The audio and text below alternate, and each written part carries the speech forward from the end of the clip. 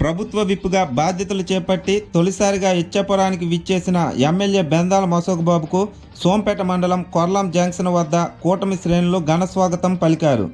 తెలుగు తమ్ముళ్లు భారీగా చేరుకొని హైడ్రా సాయంతో గజమాల వేసి ఎమ్మెల్యేను సత్కరించారు. నుదిటిపై బొట్టు పెట్టి దుస్సాలువతో సత్కరించి పూల వర్షం కురిపించారు. దీంతో కొర్లాం జంక్షన్లో సందడి వాతావరణం నెలకొంది.